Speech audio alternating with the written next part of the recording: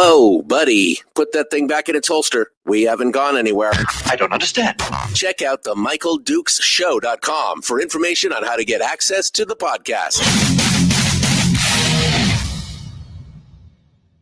The Michael Dukes Show. I have 2 guns, one for each of you. Firearms Friday.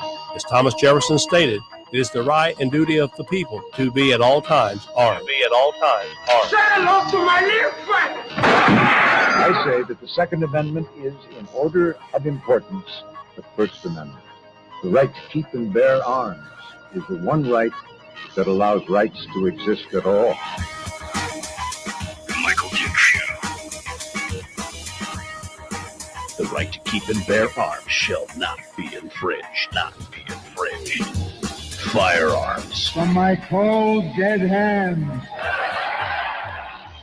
Friday. It's my rifle, it's my gun, this is for fun, it's for fun. Firearms Friday. Oh, baby. Firearms Friday. Your chance to sound off on issues of a 2A nature right here on the Michael Dukes Show, broadcasting live across the state of Alaska on this, your favorite radio station and or translator, FM translator. Good morning and welcome to the program. It is, yes, that one day a week that we get a chance to sit down and talk about all the issues that we care about related to the Second Amendment and so much more. And I guess the first thing that I should say to you, my friends, is happy St. Patty's Day. It's a wonderful warm day, only 10 below outside here today. I'm broadcasting live from Fairbanks, and it's a marvelous time. A marvelous time, I tell you. It's going to be good.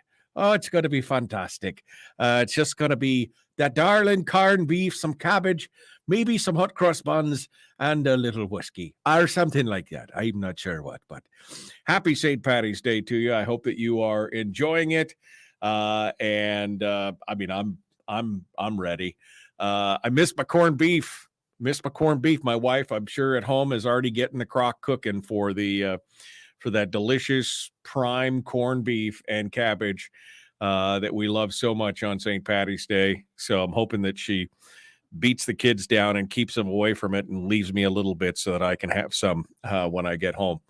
I'm up at Fairbanks this weekend. We're broadcasting the Open North American Championships, which of course is it's like the Iditarod, only if the Iditarod is the Indy 500, marathon lap 500-mile race, then the Open North American Championships is the drag racing equivalent of that. It is the World Championships for sprint dog racing, and so we're going to see some good stuff, and it should be nice. It's supposed to be fairly warm up here and everything. So if you're out in the Fairbanks area and you're not doing anything this weekend, heading out to the Jeff Stoddard Memorial Raceway, the old Mushers Hall on Farmers Loop, would be a fun time to get a chance to see some real old-fashioned Alaskana stuff. I mean, some good stuff. So if you're headed out there, kicks off today at 1 p.m. I believe it's 1 p.m. every day. Friday, I've been doing this for 15 years. You think I'd know by now. 1 p.m. on Friday, Saturday, and Sunday for 3 solid days of awesome dog racing. So feel free to come on out, and I'll be out there broadcasting. Don't talk to me while I'm doing it because I'm going to be busy. But you can come in, wave, and say hi. And if you come early or come late, get a chance to say hi to you, shake hands or whatever. That'd be fantastic. Okay, what's on today's program? Oh, baby, do we got some stuff going on? We have got coming up in this hour, Dr. John Lott is going to be joining us, the author of the book, of course, More Guns, Less Crime. He's the president of the Crime Prevention Research Center. We're going to be talking with him about all kinds of things, including the latest and greatest from President Biden, who on Tuesday issued some new executive. I'm going to get tough on crime. That's what he said. I'm going to get tough on crime. We're gonna. Now it's funny how every time he talks about getting tough on crime and cracking down, what he ends up doing is actually just cracking down on lawful legal gun owners. I mean, it's the irony of this whole situation. Yeah, I'm gonna get tough on crime.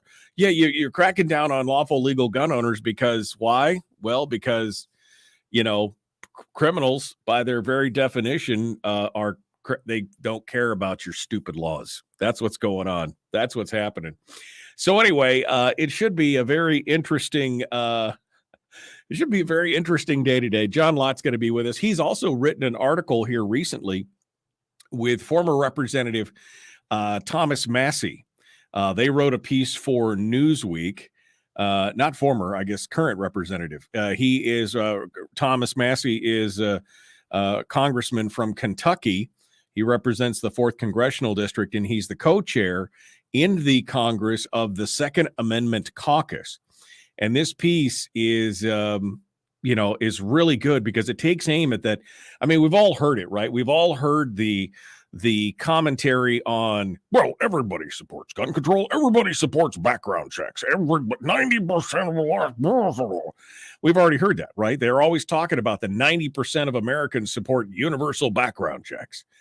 And then that's backed up by PolitiFact and Snopes and all the fact checkers and everything else.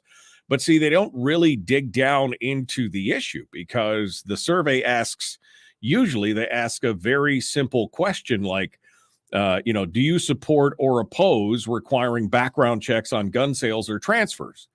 And of course, that's a very simple question.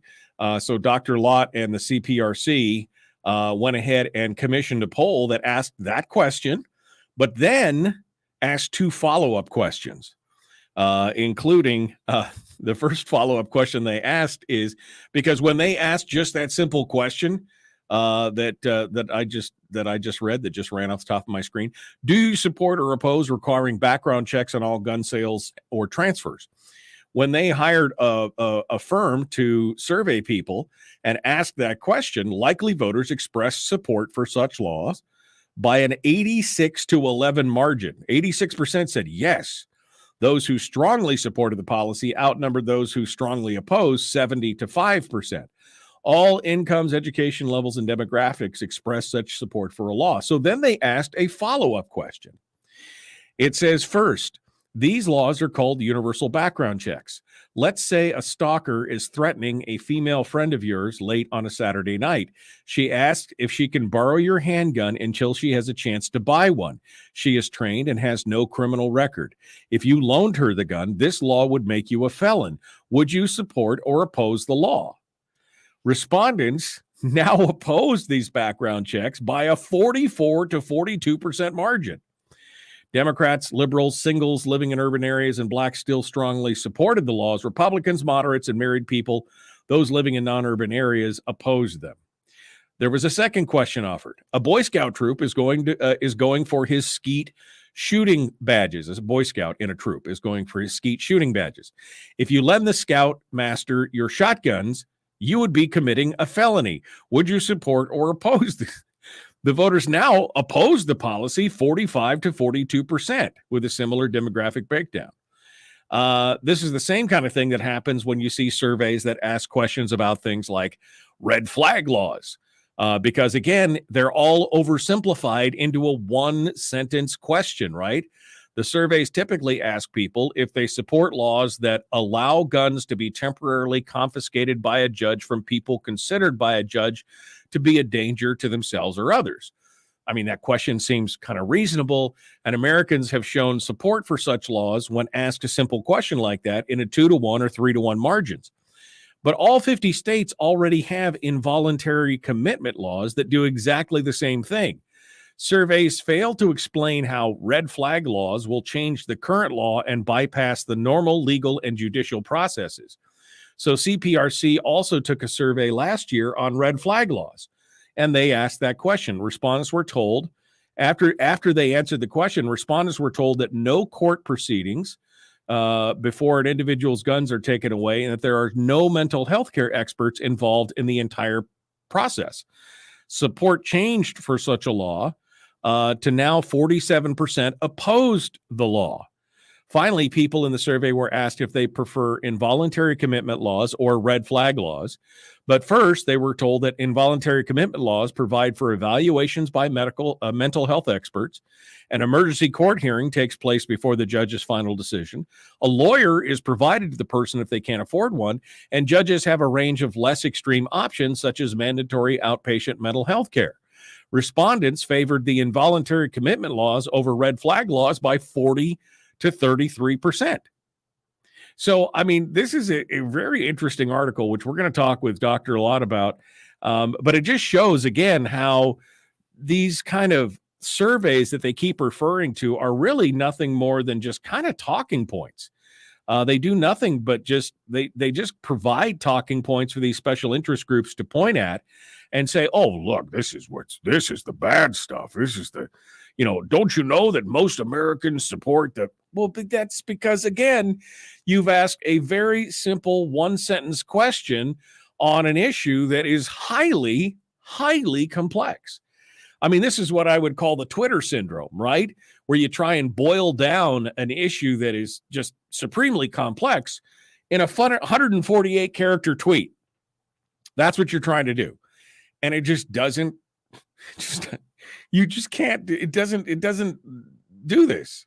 I mean, this is insane. That is what's going on. You cannot boil down these super complex issues into a 148-character tweet or a single simple question on a survey. You have to give some background. You have to give some real-world examples or talk about some of that stuff. So it's going to be an interesting discussion with Dr. John Lott, who's going to be joining us here in just a few minutes here on the program this morning. Later on in the show, we're going to open up the phone lines for gun Q&A. Gun Q&A all day. There's no such thing as a dumb gun question. So we're going to talk with you, the listener. We'll have the phone lines open and see what you have to say. And of course, then we're going to finish up the show this morning with Willie Waffle from wafflemovies.com. Willie's going to come in and give us our weekend entertainment and streaming report. And we're going to talk with him about I don't know, all kinds of good stuff. It's going to be a fun discussion for sure. We're also going to dive down into the latest executive actions by President Biden, who has issued some executive orders on Tuesday that are, well, I think one of the commentators called it a mile wide and an inch deep, I think is how they described it. A mile wide and an inch deep, meaning it covers everything, but really doesn't drill down and get into anything. And we're starting to see some of these, of course, because some of the other executive orders are still under fire. We're talking about the bump stock ban and the arm brace ban and everything else with injunctions and other things coming up. Bruin, the ramifications of the Bruin decision still resonating around the judicial system across the country. So it should be it should be interesting to see exactly what happens here in the coming days. But again, I think that there was some fervor on Tuesday when this came out, and then it got let's just say it didn't. It's not really going anywhere so far, but we'll get that, plus some reactions from some of the gun store dealers to the president's new executive orders. And remember last week when we were talking about that little county in California where it was the sheriff who was arrested and is under indictment and is going to go to jail for gaming the system on the concealed carry permits by issuing them to her friends and supporters and donators. And it was the pay for play scheme. Well, California continues to just impress. There's the latest from Santa Monica, where the council members are saying the quiet part out loud, letting people know why it could cost up to $1,000 just to apply for a concealed carry permit in California. I mean, they just keep doing it. They cannot help themselves on this. No matter what Bruin says about reasonableness and everything else, it's kind of crazy. All right. Well, we've got to flee here. We got to jump over and pay a few bills. So We're going to be back with more. Don't go anywhere. The Michael Duke Show continues. It is your home for common sense, liberty-based, free-thinking radio. We will return with more in just a moment and have Dr. John Lott on with us. It is Firearms Friday. Back with more right after this.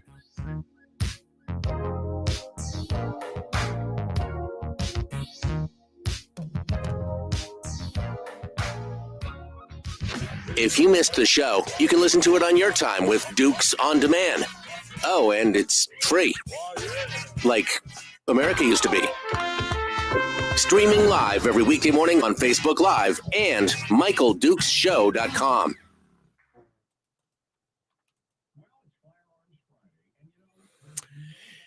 Heidi ho, people.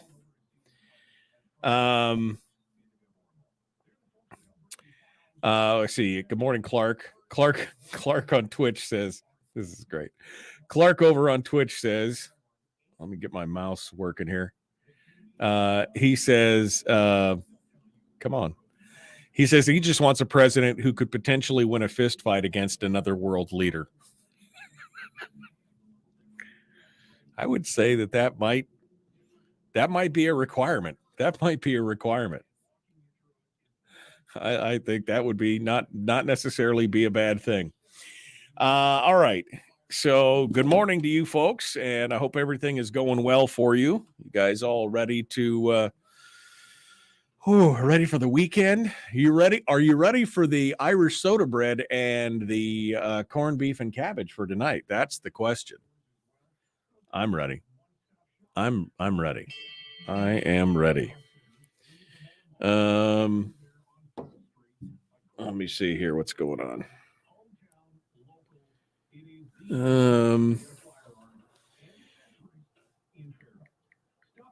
I'm talking to Dr. Lott here. Hold on a second. Talk amongst yourselves for a minute.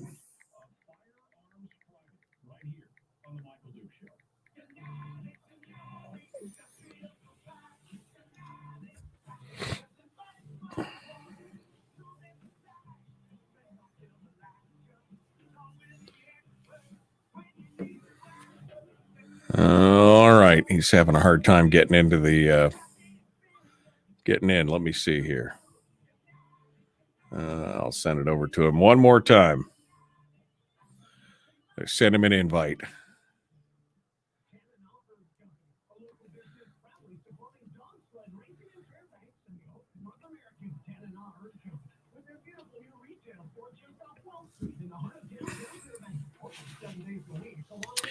Hopefully we get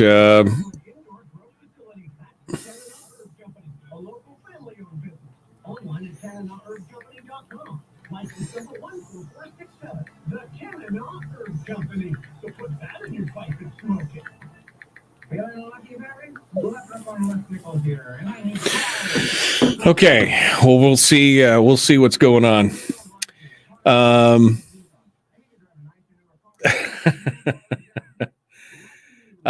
What am I doing? It sounds like I'm watching cartoons. Oh, you're hearing the radio in the background. What's that playing live on the air on KFAR? I'm monitoring it from the background. That's what I'm doing right now. So that's just how it is around here. Okay. Who you calling ho? What? What's going on? Good morning, Jeffrey. Good morning. Are you guys hearing the you guys oh, you're hearing it through my microphone, so it's okay. All right. What else we got here? Bill showed up finally. They were getting worried about you, Bill. They were getting worried. They were going to do a welfare check on you. They're going to do a health check. All right. So still waiting for Dr. Lott to come in here.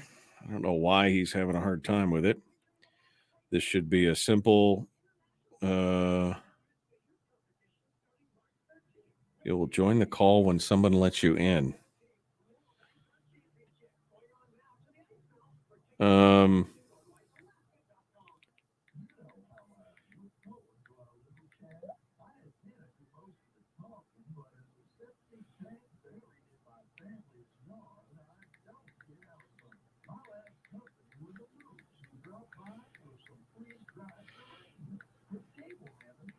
Sorry.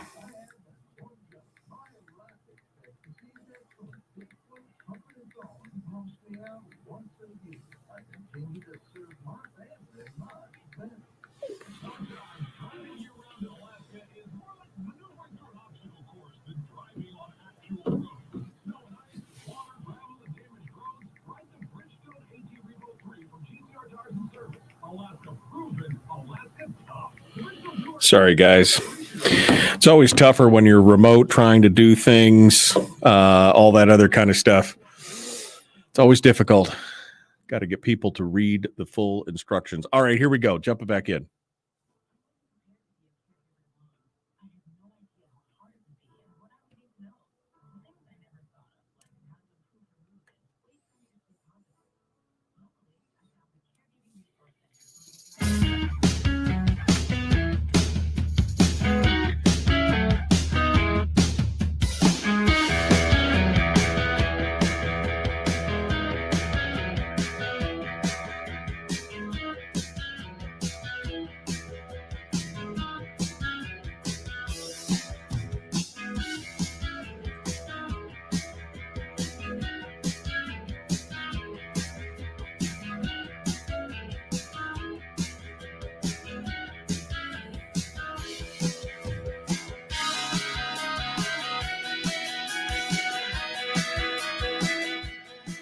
All right, welcome back to the program. It is the Michael Duke Show, broadcasting live.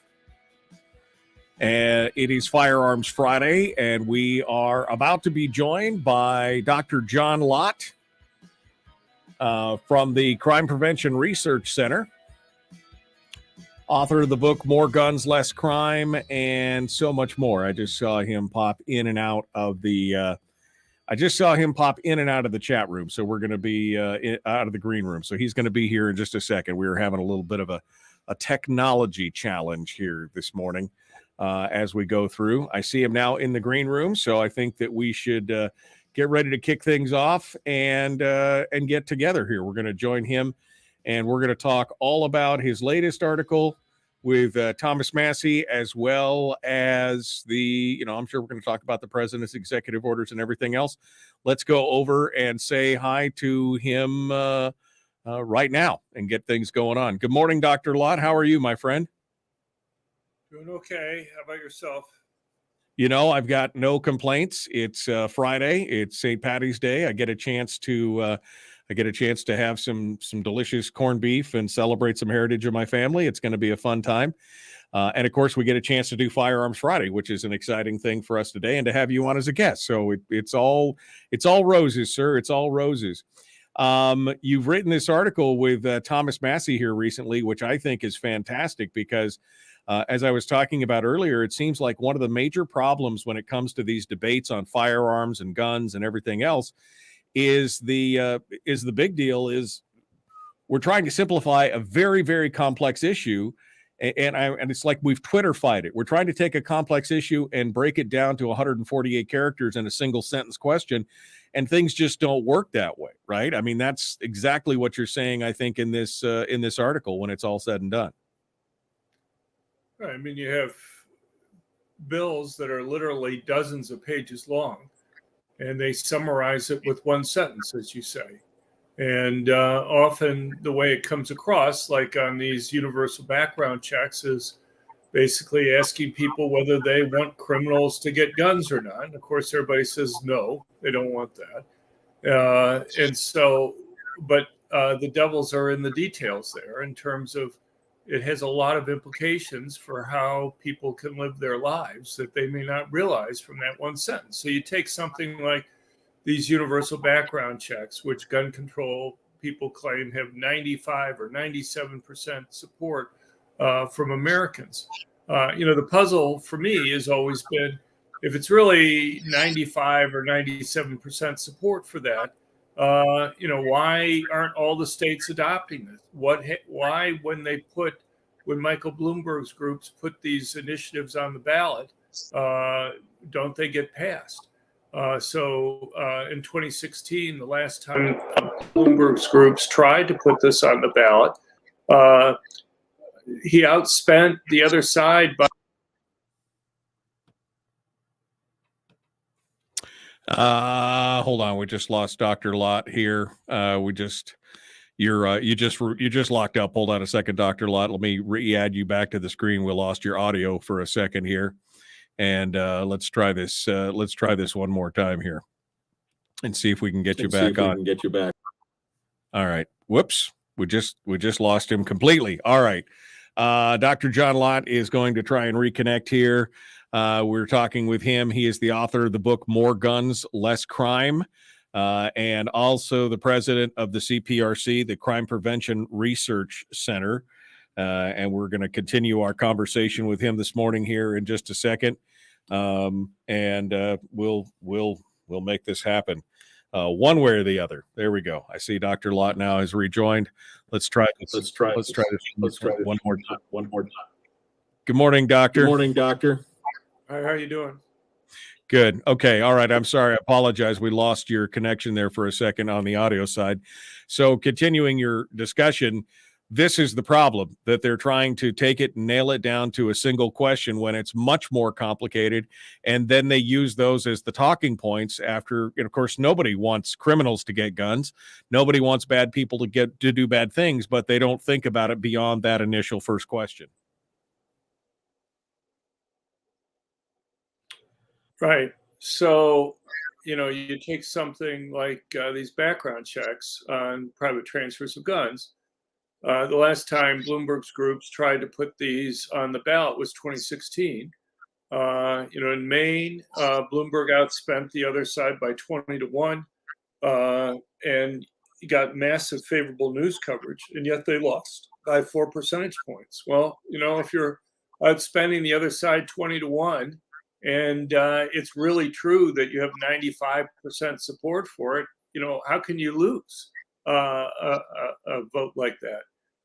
Had something similar happen in Nevada when they put it on. And so it's not too surprising that they haven't tried to put initiatives on the ballot again after that. And so it raises questions about what these surveys are actually showing. So what we did, we hired McLaughlin and Associates, the Crime Prevention Research Center did.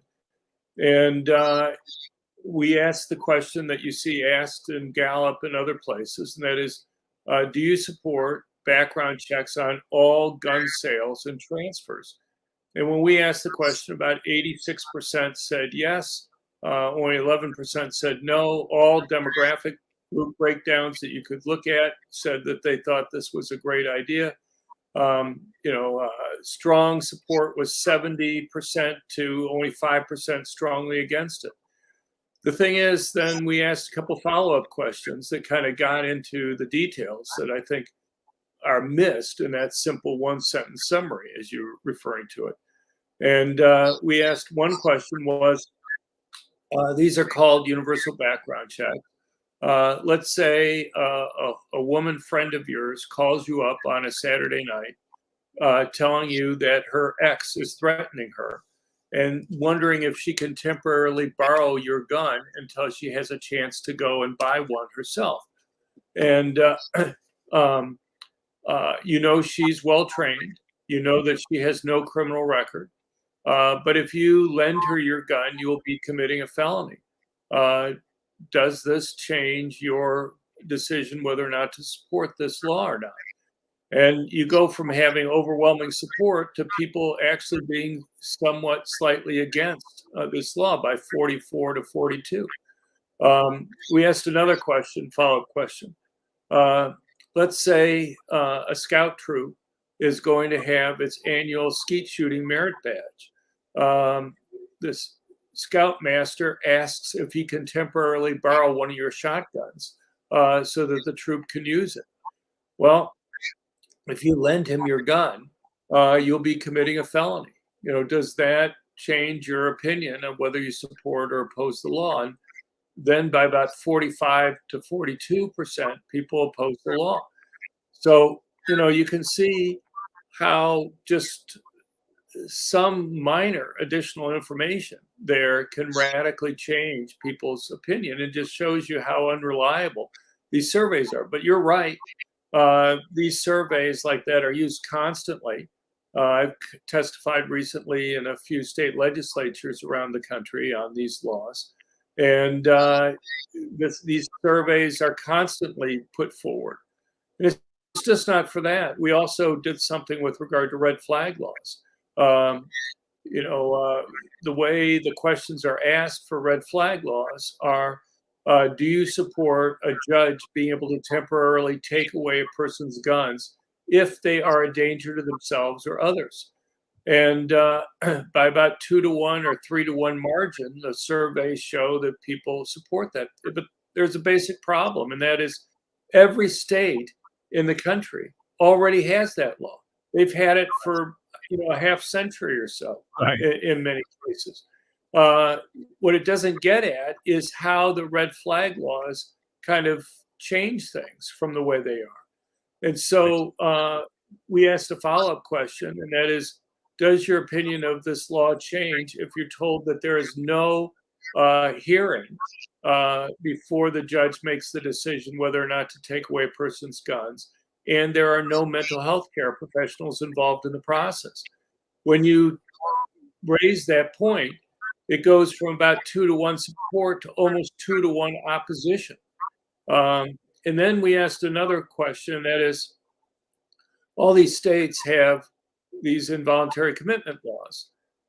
And we explained briefly what it was, that an involuntary commitment law is if you're concerned about somebody being a danger to themselves or others, and you report it to the police will come out, and if they evaluate the individual as a reasonable probability, which basically means about a 20% chance that the person is in fact a danger to themselves or others, the police will take them in for an immediate mental health care evaluation. If the mental health care experts agree that the person with a reasonable chance is a danger to themselves or others, there will be an immediate court hearing. If the person can't afford a lawyer, one will be provided for them. And then the judge will hear the evidence and make a decision. If the judge thinks it's likely that the person is a danger to themselves or others, he has a broad range of options. He can go and say, if you voluntarily go and see a mental health care professional, we'll have another follow-up hearing in a week or two to see how that's going. He could take away the person's driver's license. He could take away the person's guns. He could go, in the most extreme cases, involuntarily commit the person. And so we asked people whether they supported that or the red flag laws. And by a 40% to 33% margin, people supported the involuntary commitment laws. And Right. as I say, all the states, including Alaska, already have that. I listened to Biden earlier this week, where he wants to go and use a lot of federal dollars to go and convince people that they should go and use these red flag laws. And I think that's a real mistake, because in the states that have these red flag laws, the only thing that a red flag law does is allow a judge to take away a person's guns.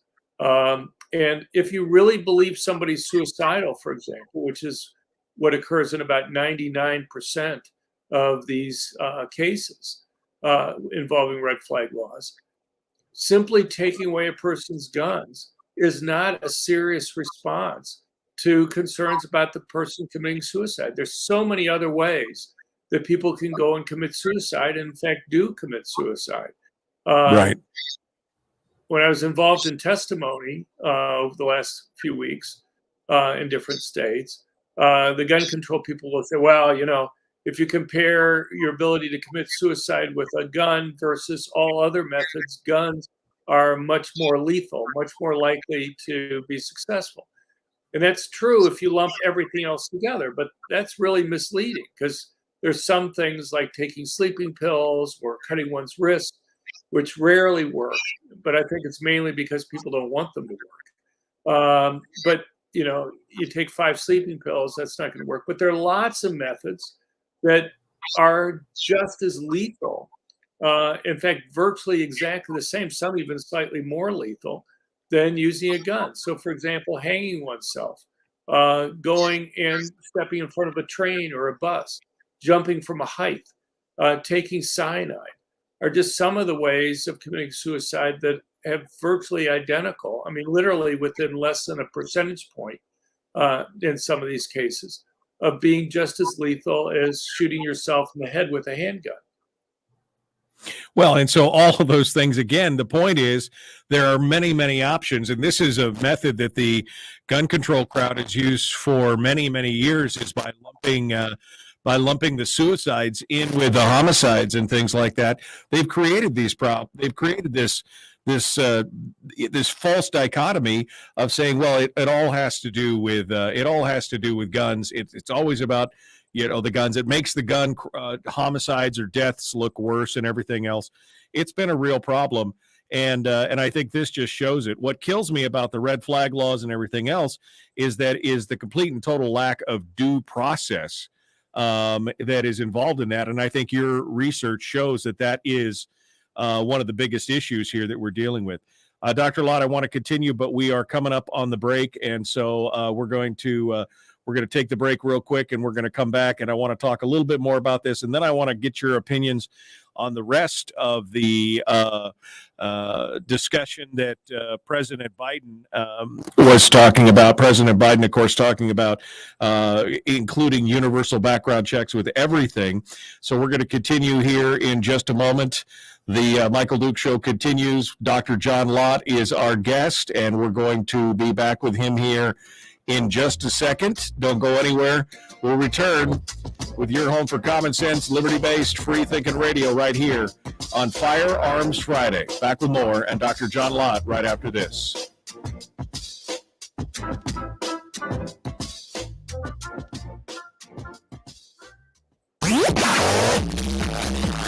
Our light, our guide, and our trusted friend.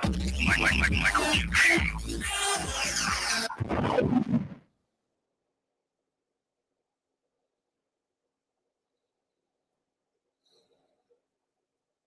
Dr. Lott is our guest here on the program this morning as we continue here in the commercial break. Woof, man. We've got more coming up. Dr. Lott, let me ask a question from the chat room here. Anthony asked the question, the anti-gun crowd loves usage of survey data and statistics. It's just collecting aggregate data with a bias and can be entirely manipulated to lean one way or the other in the end, so they can point and say, see, 92% of people think the way that they do. That's kind of your whole point in this article, right, from with you and Thomas Massey, is, again, taking a complex issue, boiling it down to a simple question that doesn't have a simple answer, and then utilize it strictly as a talking point to say, see, this is what Americans want. Right. No, I mean, I think that's right. People can go to our website at crimeresearch.org to read the article that Thomas Massey and I have, as well as other things. But, I'm not even sure that the pollsters understand kind of all the intricacies of the laws. And I can't expect them either to go and read a 30-page bill to someone that they're going to be asking a question about. And I'm not even sure with all the legalese that's included in these bills there that most people would understand it, even if it was read to them.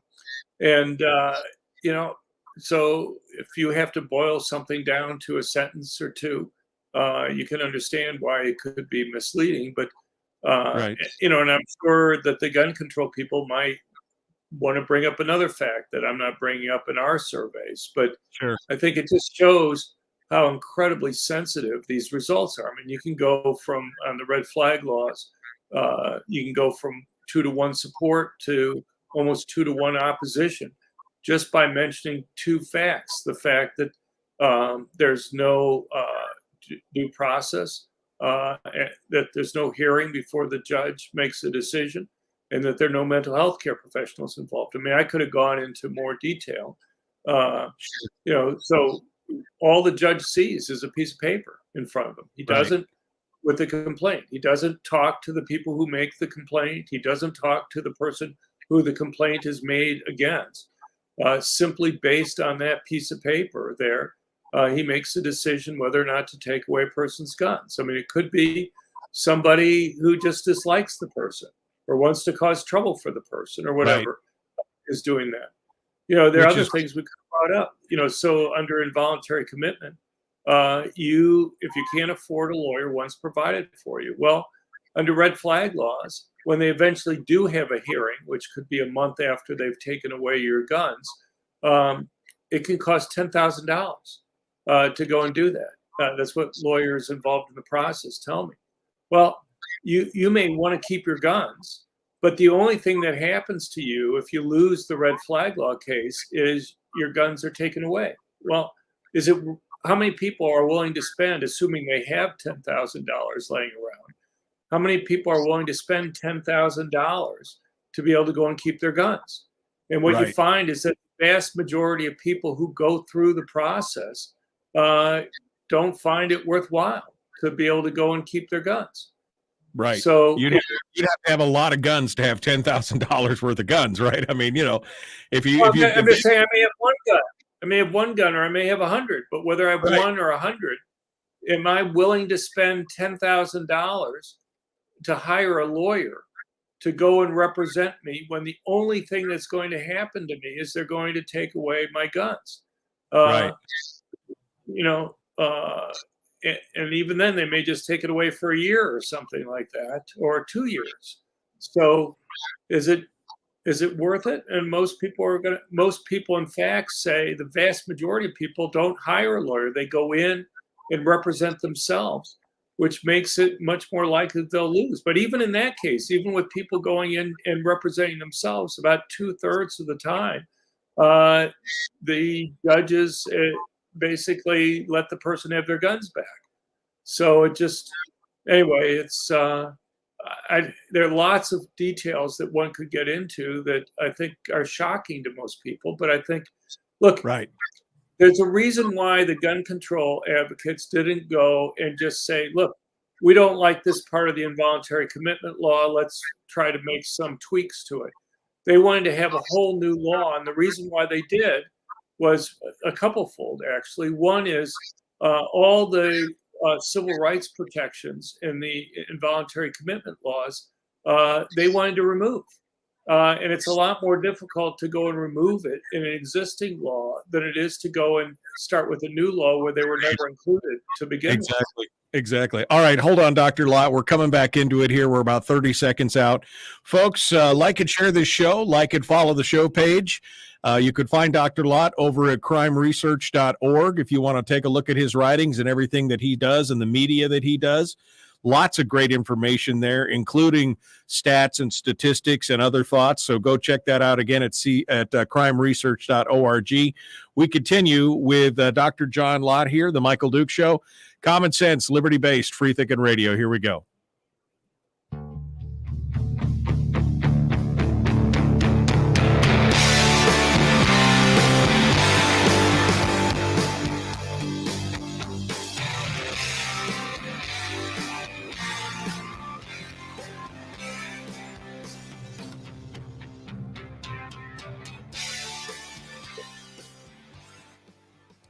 All right, we are continuing now with Dr. John Lott from the Crime Prevention Research Center.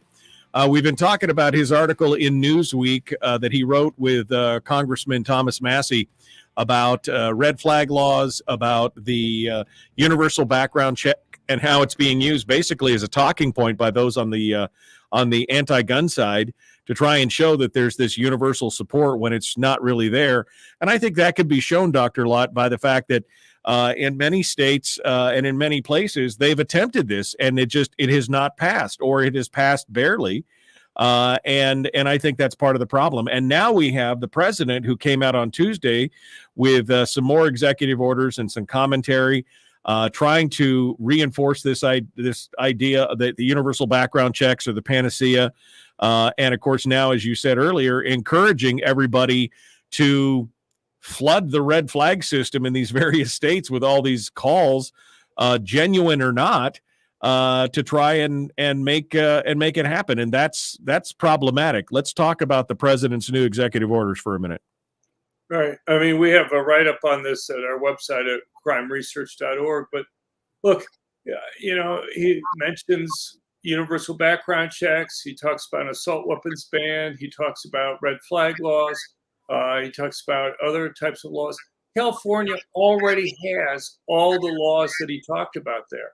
And yet California, it's weird that he would go there and point to one of the mass public shootings that they've had there as justification for the rest of the United States to adopt these laws, because California has a rate, per capita rate of these attacks that's higher than the rest of the nation on average. And so, it's just kind of strange optics, him going there. But, beyond that, you mentioned the universal background checks. These are background checks on the private transfer of guns. There's not one mass public shooting this century that would have been stopped if the entire country had universal background checks, not just California, a number of these other states, and had been perfectly enforced. But yet the media doesn't ask questions about that, doesn't say, well, would it have stopped the attack in Monterey Park, California, where she's going to? No, it wouldn't have stopped it. So why is he bringing this up as his big first solution to this problem? He talks about assault weapons ban. Well, California already has an assault weapons ban. And it wasn't even relevant for the attack that occurred in Monterey Park, where he was at, because the person used handguns, which is what occurs in about 58% of these mass public shootings, just solely a handgun use. But the media doesn't ask him, well, okay, you go to California, you speak on this, would this have stopped any of the recent mass public shootings? It didn't stop them, and California already has an assault weapons ban. Right. And, and then he talks about red flag laws. And the federal government now, unfortunately, because of the budget agreement that came out late last year, is giving literally hundreds of millions of dollars to states that adopt or expand their red flag laws, and also spending huge amounts of money on advertising, exactly as you say, to go and encourage people in the states with red flag laws to use them. And my concern is a real public safety issue. About 99% of the time that these red flag laws are used, they're used to try to prevent somebody from committing suicide. But if you really believe that somebody is suicidal, simply taking away their guns, which is all red flag laws do, and not involving mental health care professionals in the process, simply isn't a serious solution to the problem. You have much better laws that are already on the books. You have these involuntary commitment laws that we were talking about before, which involve mental health care professionals in the process and give judges a much broader array of ways to go and deal with these problems. Right. There's so many different ways that somebody can go and commit suicide, so many different ways that are just as lethal. And if you go and simply take away a person's guns, there's just no evidence, I believe, that you're going to stop them from committing suicide. Look, there are places in the United States and around the world that have banned guns. We've seen Washington, D.C.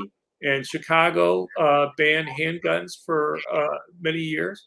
There was no change in total suicides. Gun control advocates will point to data on the number of firearm suicides, and those may fall. But to me, the issue is what happens to total suicides. And you simply see people switching to other methods, hanging oneself, walking in front of a train or a bus, jumping off a height someplace, that are just as lethal in killing people as shooting oneself. Well, and you touch on an important point here, that the news media is not asking these further questions. The news media is not asking, okay, you say you want these laws, you want the universal background checks, or you want to use all these other things. And none of them is asking the question, well, would that have made a difference? You've talked in the past about kind of the complicity of the news media in covering these events. And even though even their own talking heads are talking about, well, we need more this, we need more that. And people should be asking the question, well, would that have fixed this situation?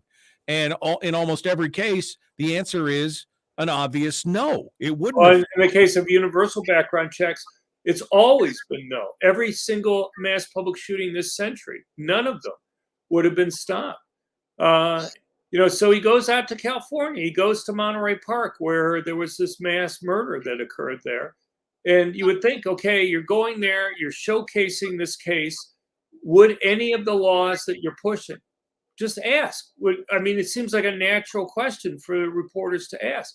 Would any of these laws have stopped this attack? And the answer is no. So Biden, he goes and brings up arguments, saying, well, in order for California laws to work, you have to impose this on the rest of the country. Well, an obvious question then is, did the guy get his guns from another state then? Is that the reason why you're saying you have to have these laws in another state? And the answer is no. He got his guns in California. He bought them legally in California. All these mass public shootings this year in California, in fact, virtually all the mass public shootings except for 2 over the last 25 years, the murderers obtained the guns in the state where the attack occurred.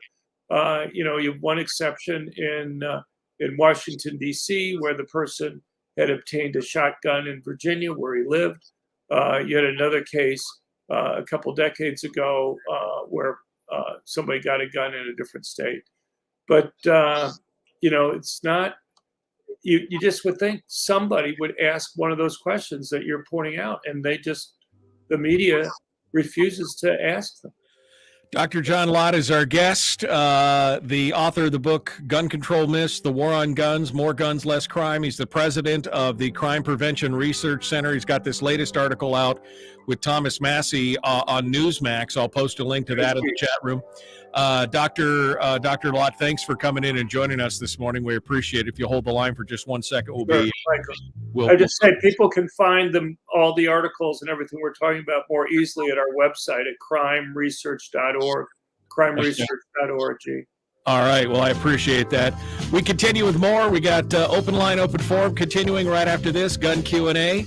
And we will talk more about this in just a moment. The Michael Duke Show, Common Sense Radio. Be kind. Love one another. Live well. We'll see you in hour 2.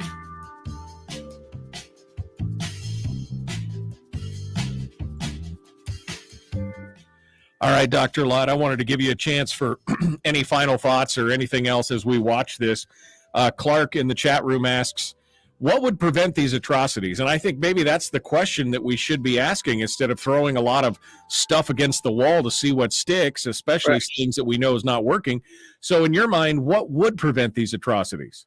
All right. Well, we write about that a lot. And I think the big thing to go and look at is to read these guys' diaries and manifestos. And if anything comes through clearly is that these guys planned them long in advance. Their goal is to get media coverage. And they know the more people they kill, the more media coverage that they're going to get.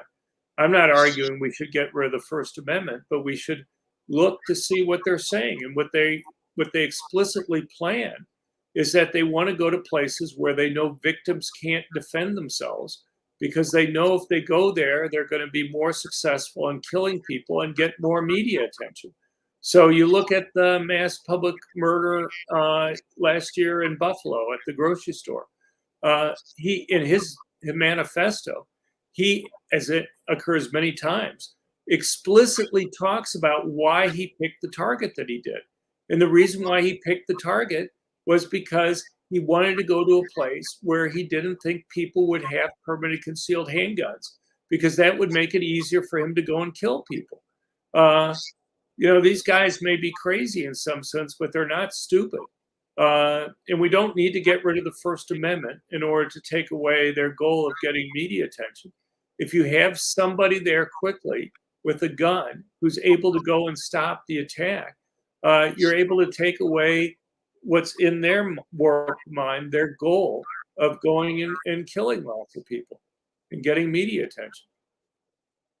And so, my argument is get rid of these gun-free zones. The irony is that gun control people push for gun-free zones, and then you have more mass public killings. and then they go and push for more gun control rather than going back and getting rid of the gun control that caused the problem to begin with.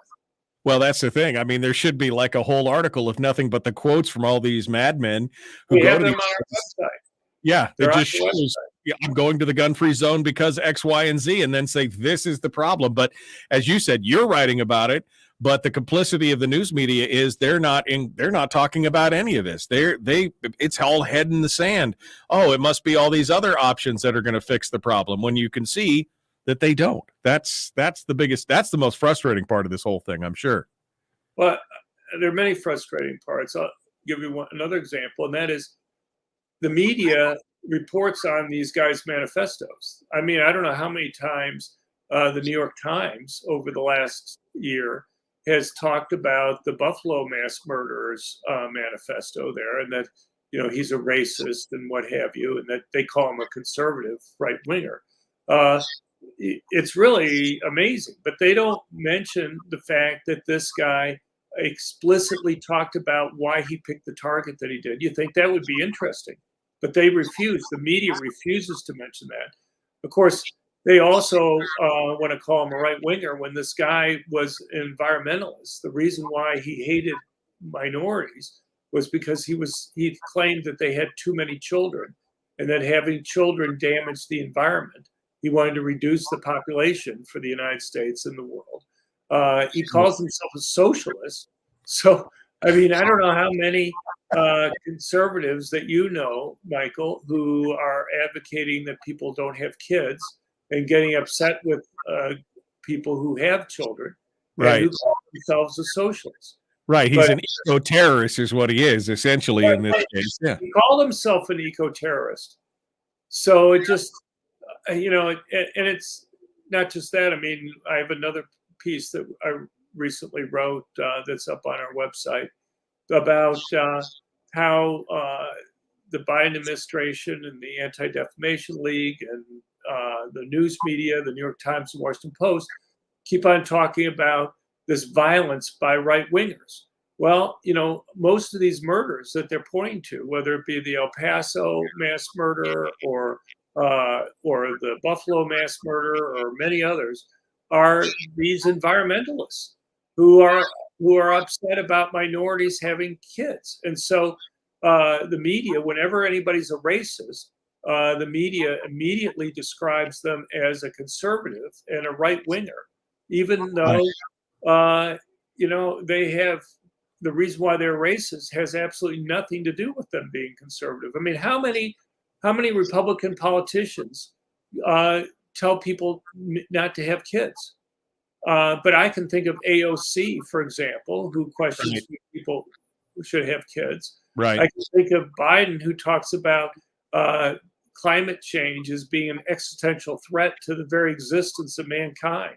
Right. I'm not blaming them for some crazy person going out and killing other people, but you can surely see the relationship between people saying, you know, these people having children may end the existence of mankind totally, and why some people think that they're doing, you know, the right thing by going and killing minorities or something like that. Dr. John Lott has been our guest. I've posted a link in the chat room. Crimeresearch.org is where you go to find all his writings. Dr. Lott, thanks for taking the time to come in this morning and working through our tech issues and everything else. I appreciate that. We appreciate you being part of it today. Well, thank you very much, Michael. Thank you for being there. All right. Appreciate you coming in and joining us. We'll see you. We'll talk to you again soon. Thanks so much. All right, Dr. John Lott, crimeresearch.org, again, is where you go to find out all his stuff. We're coming up on hour 2, dead ahead. The Michael Duke Show continues. It is your home for common sense, liberty-based, free-thinking radio. We return with more in just a moment. Don't go anywhere.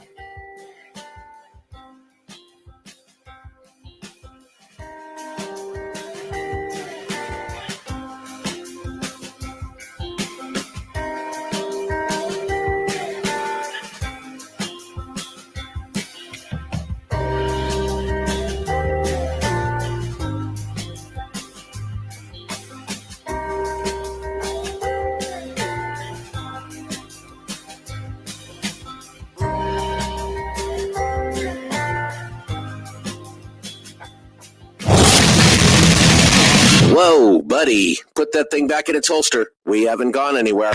I don't understand. Check out the MichaelDukesShow.com for information on how to get access to the podcast. The Michael Duke Show. I have 2 guns, one for each of you. Firearms Friday. As Thomas Jefferson stated, it is the right and duty of the people to be at all times armed. Say hello to my little friend. I say that the Second Amendment is, in order of importance, the First Amendment. The right to keep and bear arms is the one right that allows rights to exist at all. The Michael Duke Show. The right to keep and bear arms shall not be infringed. Not be infringed. Firearms From my cold, dead hands. Friday. Here's my rifle, there's my gun. This is for fun and it's for fun. Firearms Friday. Firearms Friday, your chance to sound off on issues of a 2A nature right here on the Michael Duke Show, broadcasting live across the state of Alaska on this, your favorite radio station, and or FM translator, and live around the world at michaeldukeshow.com on the internet, along with the podcast, the links to our social media sites, and everything else.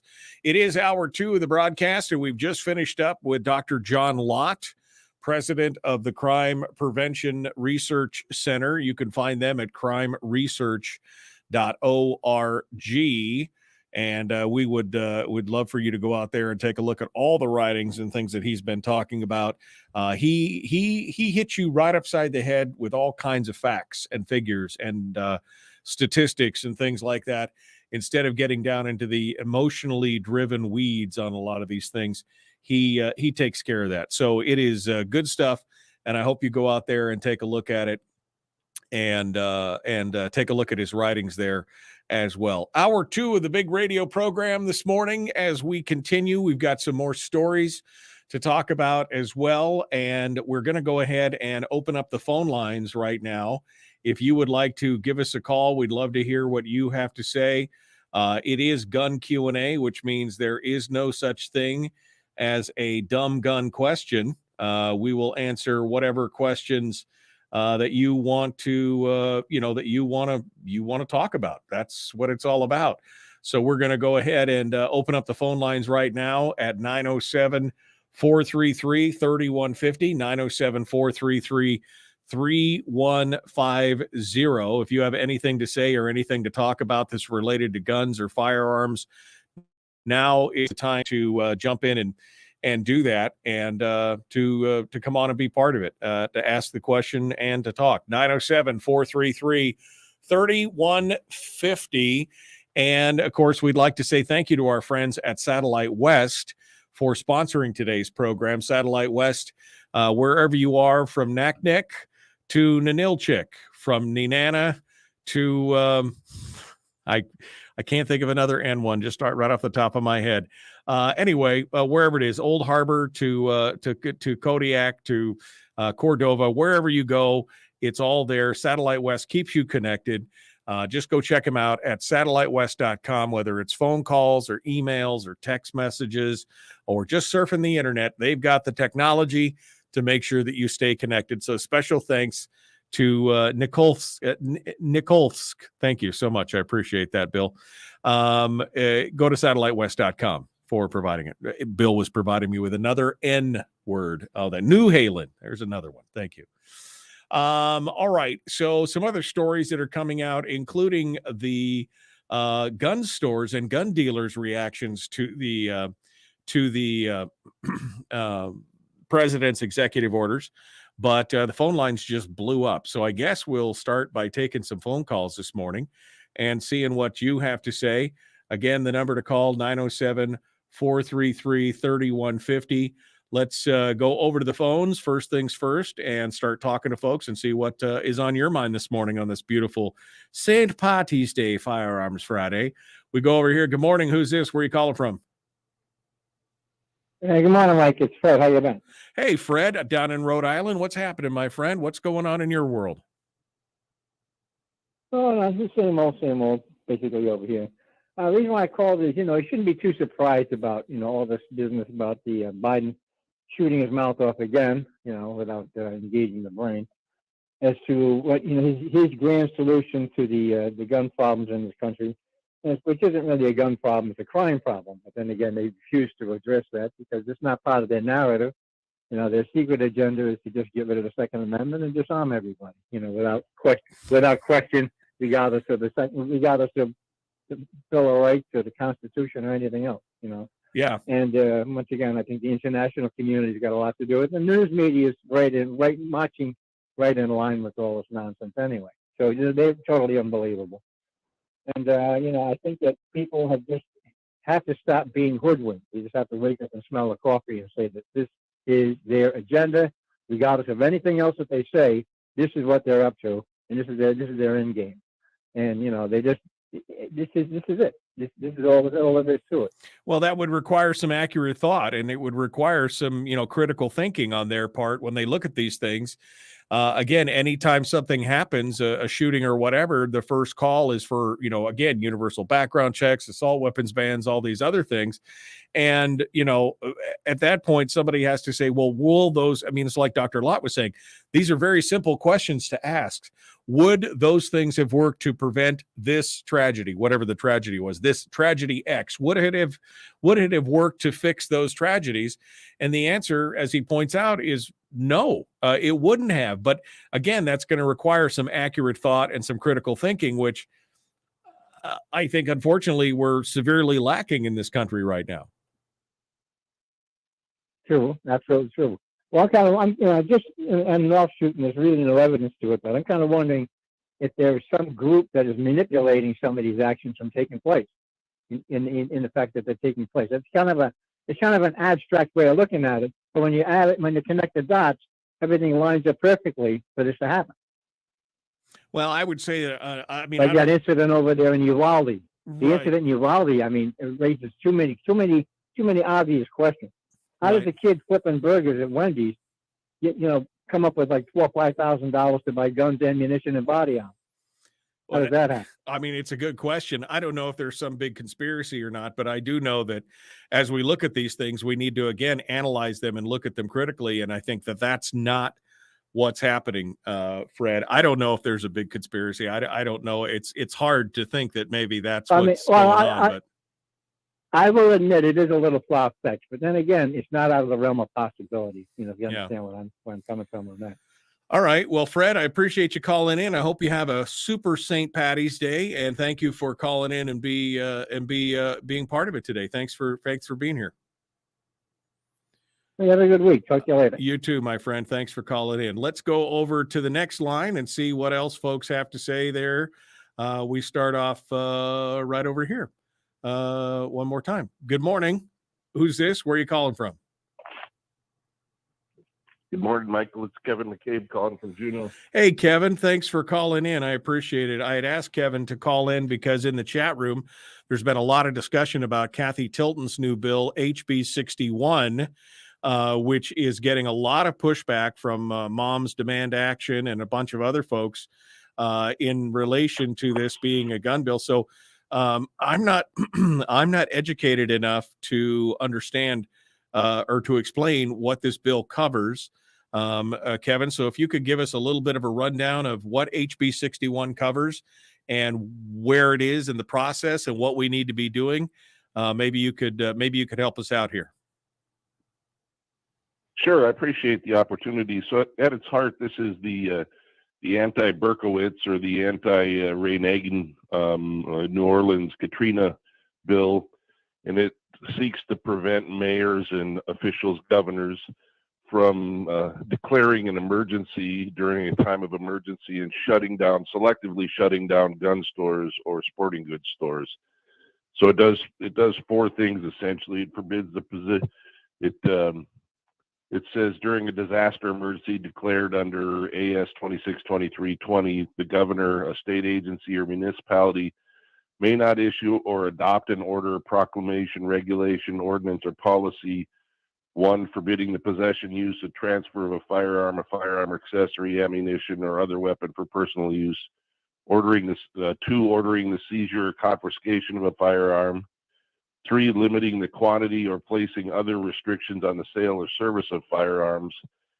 And 4 is the sort of savings clause that basically says we don't want to be treated differently. Gun stores shouldn't be treated differently. They should be treated the same. So it says, unless the closure or limitation applies equally to all forms of commerce within the jurisdiction. So it basically says all or nothing. You either Right. close down all stores or you close down none. You can't Right. just close down a Cabela's or a sporting goods store because it sells guns in time of emergency. And if you think about it, I mean, here we are in Alaska, 16 or 17% of our food comes from subsistence, and that includes all the rural villages and that sort of thing.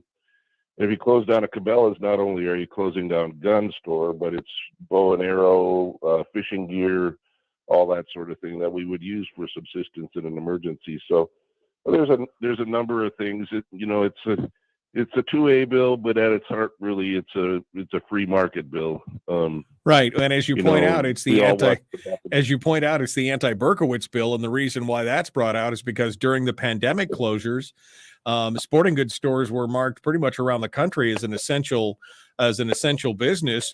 But here in Anchorage, Berkowitz was sending out the code enforcement police to slap signs on the front doors of places like Sportsman's and Cabela's and Bass Pro to shut down those businesses, saying that they weren't essential, which is insane at that point for all the things that those stores offer. That's a crazy thing. And there's been a lot of pushback, and you're not getting much support so far on this bill, right? Right. So about 2-1 right now. Emails in opposing this bill. Surprisingly, even from the Alaska gun rights people, which is Rick McClure and his son David Eastman staffer. I'm not sure they claim they opposed it because of the clause in number 4 that says we're basically the same as any other store and you have to treat us the same as any other store. We specifically put that in there because we don't want to put the gun stores on a pedestal. This bill was written by the NRA. They called in to support it. So, I think a little bit of the gun rights Alaska gun rights folks pushback is because they want to be different from the NRA or something. I don't know. Right. But that's causing a little bit of confusion amongst gun owners is why does the NRA support it and Alaska gun rights doesn't support it. So, right. Or is opposed to it. So, and there's been a mobilization of the anti-crowd as well. Is it like Moms Demand Action, I think, are in Juneau, are out there making their voices heard? Oh yeah, there were several of them in the audience yesterday, even though there was no public testimony. I'm sure that they're formulating their arguments based on what they heard from the committee in Community and Regional Affairs. So we're going to hear that again on Tuesday, I believe, and there will be public testimony as well. Community and Regional Affairs typically meets at 8 in the morning, and I think we're probably going to hear the public testimony on HB 61, which is Kathy Tilton's bill, the one we're talking about, probably first. So I know it's early, but it is what it is, and I'm hoping that we will probably have a dozen or more in the room, and we would sure like to have as many as possible on the phone testifying.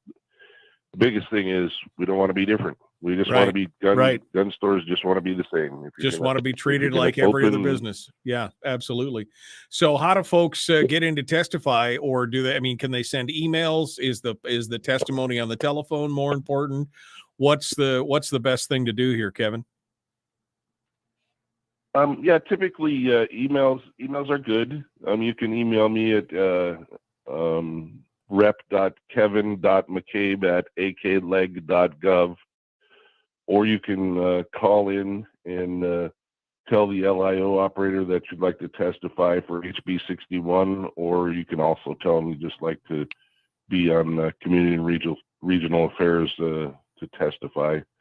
Probably HB 61 would be good so they can identify you in the queue. I think we're hearing two bill public testimonies on Tuesday. So, and I'm trying to pull up the number, but it's easy enough to get on the AK Leg website, and or I can put the number in here, and that goes directly to Juneau. There's a series of numbers depending on where you're located in the state. And this again is happening on Tuesday morning at 8 a.m. Is that's the time frame? That's correct. All right. So send an email. Terry in the chat room says do both, call and email. So again, 8 a.m. Tuesday, the Community and Regional Affairs Committee will be hearing HB 61, which is this free market bill that prevents municipalities and governments from being able to shut down essential businesses in time of crisis, specifically gun stores and sporting goods stores, and just treat them like every other business, which I think a lot of these businesses just proceeded ahead anyway, but I think it's good to have it in law so that we can be preventing that. And they can go find the bill at Community Regional Affairs, and they can find it in Basis, I'm sure, to read all the details on it. Right. Yep. They sure can. Okay. And we're I think the aides are uploading community committee aides are uploading all the documents in there, so you can see the emails that we get as well. So all of that will be in there, and you can see that the folks that are writing in, most of them are saying, "Well, I own guns and I'm a hunter, but I disagree with this." So it's the big government will take care of all groups that are concerned about it as well. All right. Well, Kevin, hold the line for just a second, folks. We got more coming up. The Michael Duke Show continues. One final segment, gun Q&A. The phone lines are open and got some calls on hold right now. We'll be back with more right after this.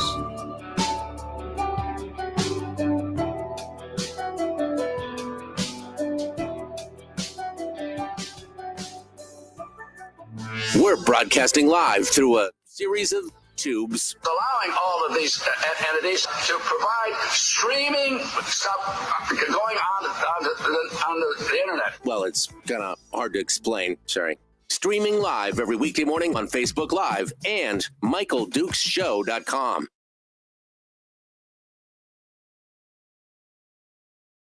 All right, Kevin McCabe is still with us real quick. I just want to see if there's anything else Kevin wanted to say before we let him go this morning. Kevin, any final thoughts here on this and how we need to push back, and anything that Dr. Lott said that struck with you, or anything else? Well, I agree with everything Dr. Lott said. I mean, I was kind of half asleep rolling around listening to it, but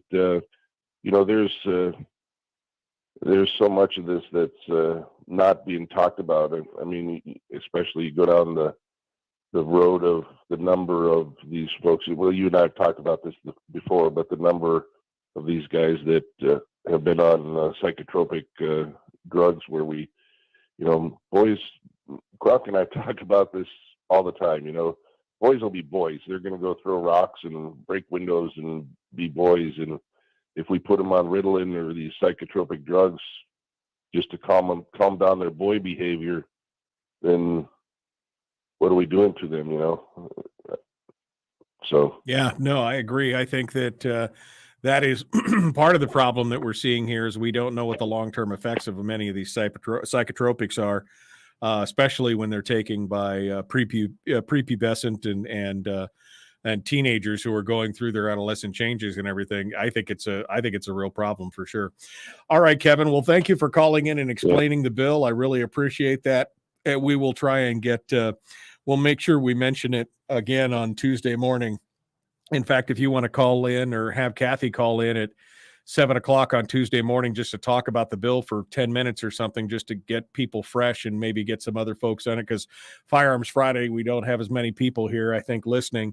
So maybe if you could talk, Kathy, or you could come in at 7:00 between Brad Keithley and Chris Story, we'd have a good, quick 10-minute conversation on it.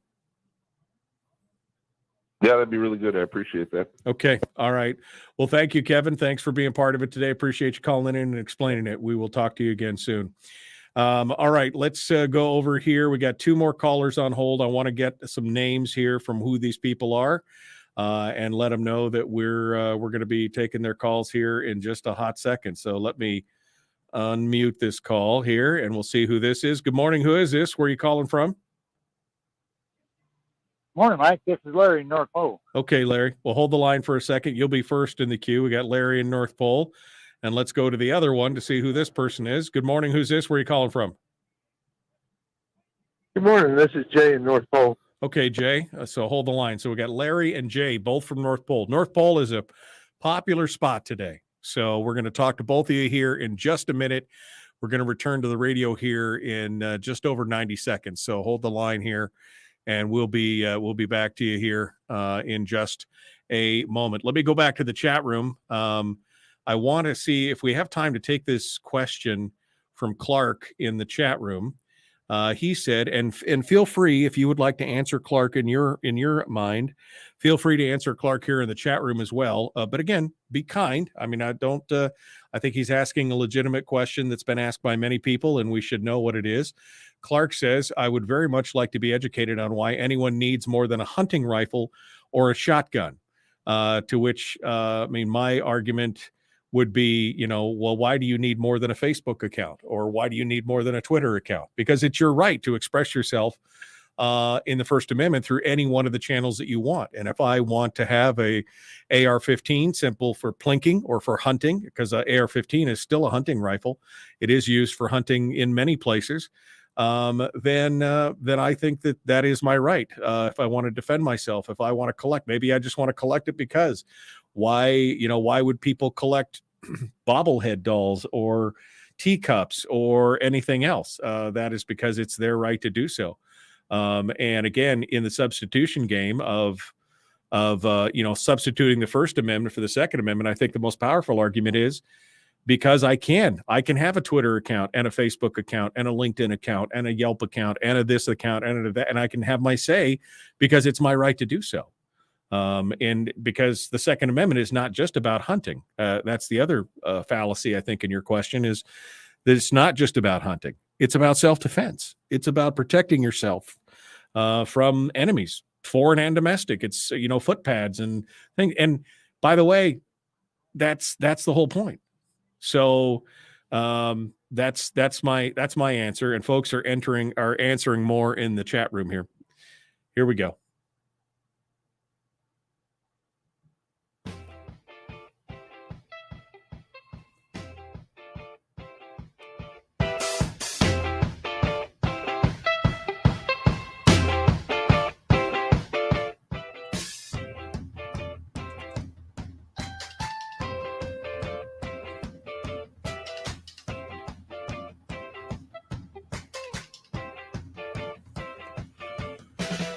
Okay, continuing now, the Michael Duke Show. It is Firearms Friday. We are continuing on. We got a couple more calls here, and we're gonna talk with them real quick. We don't have much time. I know I got Willie Waffle coming up at the end of the show for our weekly entertainment review. The phone lines are open at 907-433-3150. Larry is in North Pole.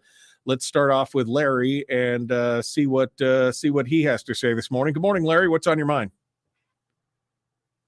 Oh, good morning, Michael. I just thought I'd let the general public know about the Spring Shopper Expo going on at Gottschalk's building today. It's also got the gun show incorporated with it, and that starts at 2 today and runs till 7 p.m. 2 to 7 p.m. today, and then tomorrow 10 a.m. to 6 p.m. and then Sunday 11 a.m. until 5 p.m. Okay. And that's Gottschalk there on Airport Road in Shoppers Forum.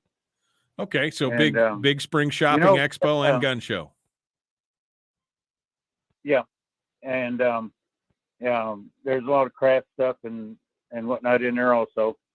But one of the other things I was going to mention last time I talked to you, almost every time you come on, before you come on or right after your program's over, they put on a Brady thing that says that 65 people commit suicide a day with firearms. Is there any truth in that? That's probably about right. Yeah, I mean, again, if you look at the number of firearms death in the country, it's upwards of between 35 and 40,000, but only 10,000 of them or so are actual homicides. So yeah, that probably is about right for the number of people who commit suicide with firearms. My question is, do they talk about the actual number of overall suicides in that same thing? Probably not. Yeah, well, it's better than what happened down home. A kid that his dad was a doctor, and they named the kid Richard Head, and they shortened it to Dick. Yeah. And at about 17 years old, he couldn't take it. He got his dad's Lincoln and took out about half a dozen people when he crashed through a building. Yeah. No, I mean, and he left a note. Yeah. And that was exactly the reason why. Exactly. I mean, and I think the point is what Dr. Lott was talking about. I mean, there are plenty of ways to commit suicide. I mean, Japan has one of the highest suicide rates in civilized society, and they don't have any guns. People throw themselves off buildings or jump in front of trains or do whatever. So where there's a will, there's a way. I mean, I think that again speaks to the mental health issues we have in this country more than anything else. Larry, thank you so much for your call. Let's go over here and talk to Jay from North Pole. He is also with us this morning. Let's see what he has to say. Good morning, sir. What's on your mind? Good morning. Thanks for the program. Thanks for calling I'll in. try and make it quick. I know you said you were short on time. I just had this thought going through my head recently. I was playing video games with my kid. Do you play any video games yourself, like a first-person shooter? Yeah, sometimes I do. Yeah, I've played games with that, and with my own kids, I've done the same thing. Yeah, they put a surprising amount of detail in some of those games with the modifications you can have on a gun, different gun skins, things of that nature. Sure. I'd always kind of wondered why certain gun companies don't reach out with. Are you still with us, Jade, or did we lose your call? Did you break up? Looks like Jay his call, he's been on hold for 15 minutes and his call just dropped now. Jay, you're welcome to call back and finish your thought, but I think I can extrapolate your question from what you were saying there. So feel free to call back, Jay, if you want to ask the question again. I know you were on hold for a while. For some reason, I just lost your call. But I think what you were going to ask is, why haven't the gun companies reached out to the various video game companies and licensed or included their products in those games? And I think in some cases, video games companies have acquired, if not a license, at least permission from some of these companies to put those items in game. Because again, when you're modeling, and you're right, some of the games, Call of Duty and some of the other ones, they have very realistic modeling of some of the firearms. So I'm assuming that somewhere in line there is a lawyer involved, somewhere giving permission or doing something like that. But let's see if this is you again here to get you back. Good morning. Who's this? Where are you calling from? Yeah, this is Jay. Sorry about that. Yeah, go ahead. Yeah, I'd always kind of wondered if there was going to be any collaboration between different gun manufacturers or the NRA involved in any of those games, trying to make people, well, as you like to put it, gun curious. It seems like that would be a really good way to reach out and maybe reach some of these dark blue states, get new generations involved in the sport. That's an interesting comment, because I thought you were going in a different direction with it. I don't know if there would ever be a collaboration in that regard, because I can already see the headlines now, can't you? The New York Times and stuff saying NRA trying to steal the minds of our children and doing all this other kind of stuff, because they would, dare to collaborate with video game companies on making, more realistic firearms or whatever in game. I can already see the headlines being, loud and glaring. But there are many, many games that model firearms very accurately based on real world firearms and everything else. I think I've spoken to people who have gone out and taken up shooting based on what they have seen or what they've experienced in video games, because they were interested to see what the real thing was like. And they didn't become major shooters, but they did find some, they did find some enjoyment in it. So, I mean, I think that there could be some crossover. I don't know how much, because again, I think what most people realize is that is fiction and that it's fantasy. And, I think that that's probably just good enough for that. I don't see a big collaboration coming down the road. Jay, thank you for your call, folks. We're coming up against it here. We've got more coming up here in just a moment. Willie Waffle is going to be joining us from wafflemovies.com. The Michael Duke Show continues. It is your home for common sense, liberty-based, free-thinking radio. We'll be back with more right after these messages. Don't go anywhere. Streaming live every weekday mornings on Facebook Live and MichaelDukesShow.com.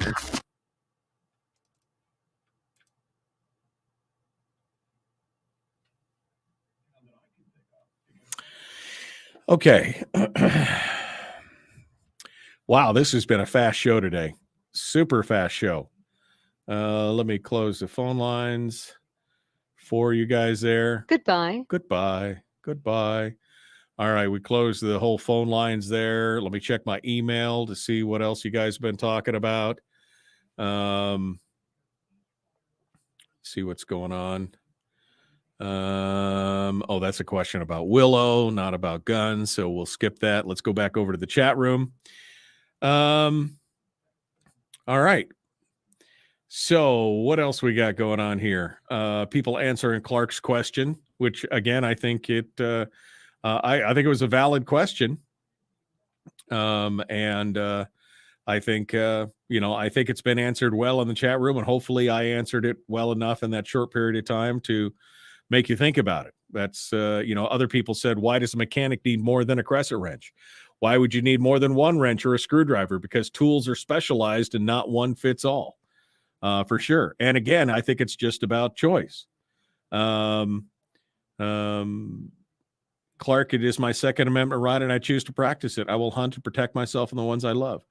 The Second Amendment was put in place, says Gary, to ensure that people could fight back against tyrannical government. Again, all enemies, foreign and domestic. I think it's good stuff. It's a practical issue, says Brian. Rifles and shotguns are not practical when fishing, for example, or when hiking in country with cougars or bears. So there you go. It's good stuff. All right. Brian says his daughter has noticed the firearm skins in the games she's played. Yeah, I mean, there's a lot of guns out there that are a lot of games out there that are modeling the guns that you could pick up and deal with. One of my favorite games from a few years ago, I guess, was Tom Clancy's The Division, which was an amazing game that ironically had to deal with a pandemic that killed a vast majority of the population, but dealt exclusively with they prided themselves on how accurate their gun modeling was, because it was amazingly accurate. So anyway, that's a good one to look at, The Division, and then they came out with the second one, The Division 2, and they were both very good. I really enjoyed it. I spent a lot of hours in those games in my spare time playing those games. Again, specifically since they were so accurately modeled in gear and everything else. Okay, what else we got going on? Rick, please turn the wind off. Is it windy down there today? I don't know. I came up to Fairbanks yesterday, so I'm just getting things ready. I am going to be doing the Open North American Championships today. If you're in Fairbanks and you want to come out and say hi, I'm going to be out at the Mushers Hall starting at 1 p.m. And then, of course, we got tomorrow and Sunday as well. It's going to be 1 p.m. both days at the Mushers Hall as we broadcast the thing. Where do I get my spare time? You got to make it sometimes, my friend. Or you lose sleep. That's what I've been doing on the weekends. I've been doing some gaming on the weekends, and I'm staying up way too late and screwing up my sleep schedule completely. But it's hard. It's hard. It's not as easy as it used to be to find spare time to do that kind of stuff. So it's not easy. It's not easy doing it. But you got to take time for yourself to relax, enjoy yourself, immerse yourself in something that is not real life. You know what I mean? So sometimes you got to do it. I wish I had a little more spare time sometimes, but it is, you got to make the time, I guess, is the bottom line. You got to make the time. Okay. All right. So SBS Homer only receives my business in the time of emergency on my behalf. Definitely not my first choice because of the sign on the door. What's the sign on the door, Bill? Do they have a sign on the door about firearms or what?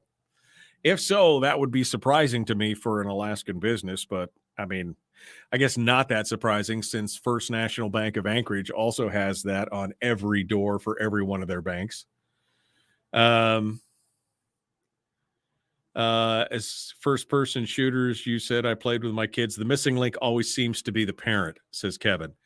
Yeah, I mean, I enjoy things. I play a lot of Overwatch with my kids, which is not super realistic, but it's fun. It's a first-person shooter.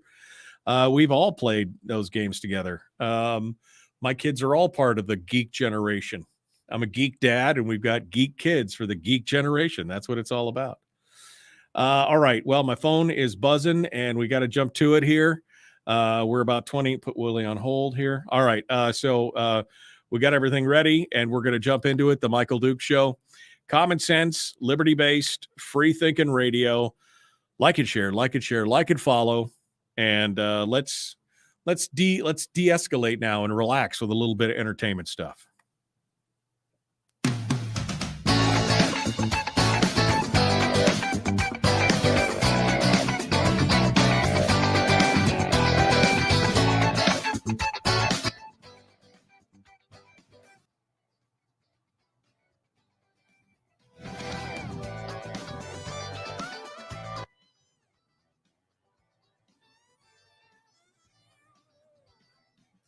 Okay, let's get into this here. I got no music for you today. No music for you. We're just going to jump into this with Willie Waffle, wafflemovies.com. He comes on board to chat with us every week about movies and streaming and entertainment news and everything else. So let's just get things started, shall we? And see what he has to say. Good morning, sir. How are you? Well, I'm doing really well. I'd start singing my own music, but I think there are copyright issues. Yeah, involved. I think that might be copyrighted. Yeah. Big girls don't cry too. I mean, they'd really be mad about that. Okay. All right. So let's get started here. Entertainment news. We could talk about Broadway. I mean, do we want to talk about Broadway first? Is that where we start? Well, yeah, Broadway heading to the theater, yes, to the movie theater, and so this is actually something that's been in the works for a while. Those of us who follow pop culture, those of us who are music fans, know that Ariana Grande hasn't been doing much lately. Well, that's because she's been making a movie. They're making a movie version of the hit Broadway play Wicked, and this film has been moved up a little bit, so it's supposed to come out in 2024 at Christmas time. But somebody looked at the calendar and went, "Oh no, Avatar 3 is coming out at Christmas time, 2024. We don't stand a chance." So they decided to bring it out a little bit early. So happy Thanksgiving, everybody. Wicked Part 1 will be in theaters in Thanksgiving of 2024.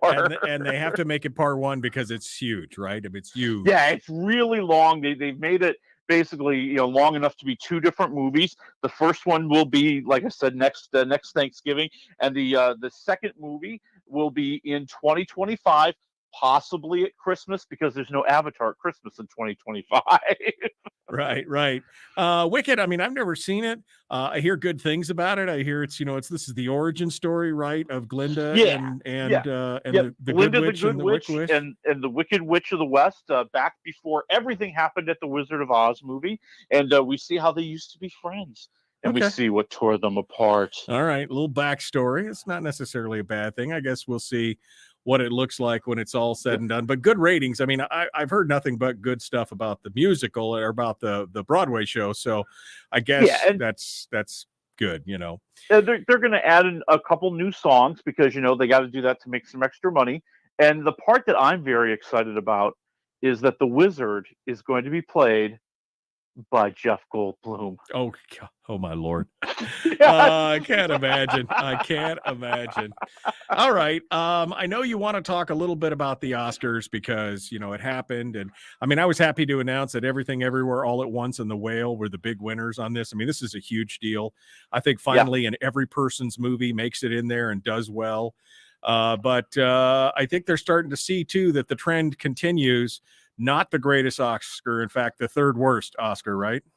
Yeah, third worst rated Oscars in history. Below the 20 rating or 20 million viewers. Pardon me. This one came in at 18.8 million viewers.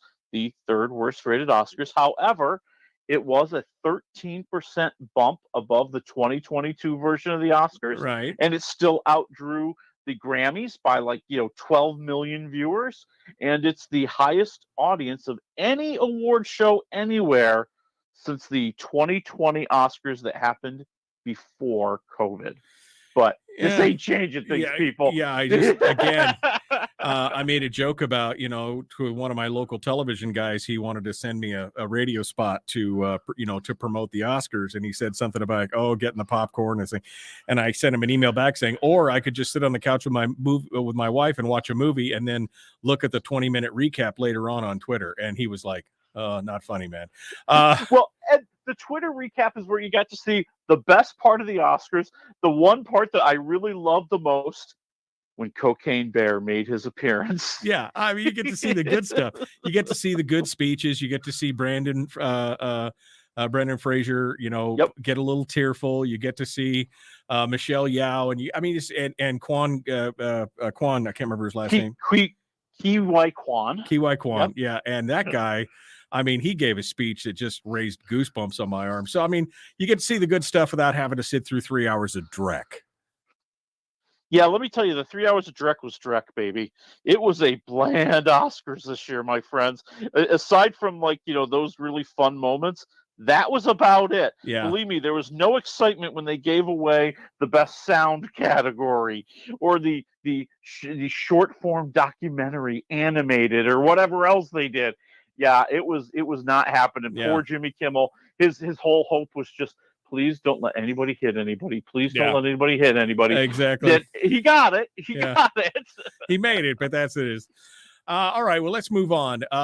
Matlock, one of my wife's grandmother's favorite shows. I mean, she watched that. She watched her some Matlock, and now they're rebooting it.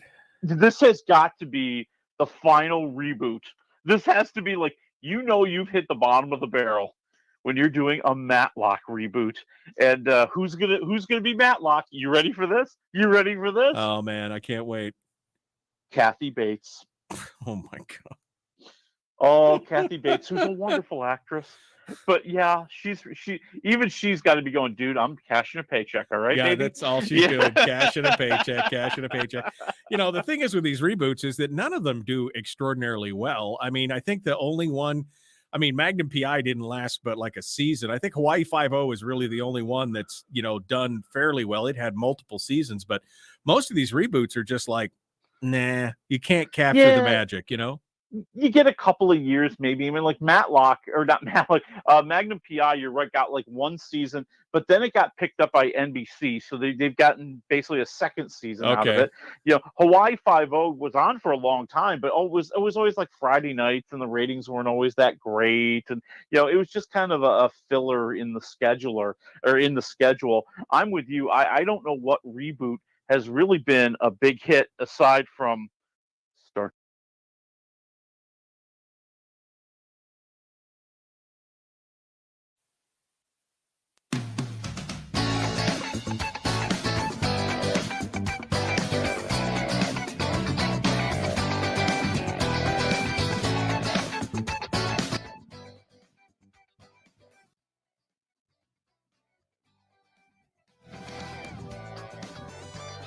bland Oscars this year, my friends.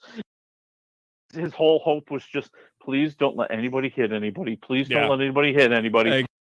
For a long time, but it was always like Friday nights, and the ratings weren't always that great, and it was just kind of a filler in the scheduler or in the schedule. I'm with you. I don't know what reboot has really been a big hit aside from Star Trek Picard. Oh yeah, except it's stuff. But was that really a reboot? That's No, just like it's a more of continuation. Yeah, it's a continuation. You're not retelling. You're not retelling the Next Generation all over again. It's the continuation. It's a sequel, But when they reboot the same thing over and over, it's just, oh man, get a clue. Do something like Poker Face, which, by the way, so good. My pick of the week. Holy cow, what a great show that is. All right, Tarantino, his last film? ? Yes, so Quentin Tarantino, for the last few years, has been saying he only wants to make 10 movies. He doesn't want to be directing movies after the age of 60, but hey, he's available to do limited series and things on streaming, just so people don't get the wrong idea. Just so you say, yeah, just in case you were wondering, he just doesn't want to do any more movies. Yeah, but this sounds like a very interesting idea. So any day now it is expected that Quentin Tarantino is going to start talking to studios about his last movie, which is rumored to be The Movie Critic. Okay. Now, what is The Movie Critic? Well, according to what we've heard and what people who have talked to Tarantino over the years and all the rumors that are flying around, it is a movie about legendary movie critic Pauline Kael. And it would take place in the late 1970s at a time when she was convinced by Warren Beatty to stop being a movie critic and to start being a consultant at Paramount Pictures. And those who know the story know it did not go well. It was a hot mess, huh? It was a hot mess. Yeah. Well, that's an interesting take for Tarantino, since he's, that's not his normal, kind of genre, this, biopic kind of thing. True. Yeah. No, but I think what he'll do is, he loves capturing a period. I think it's going to be akin to his last movie, about the Once Upon a Time in Hollywood. Yeah, Once Upon a Time in Hollywood.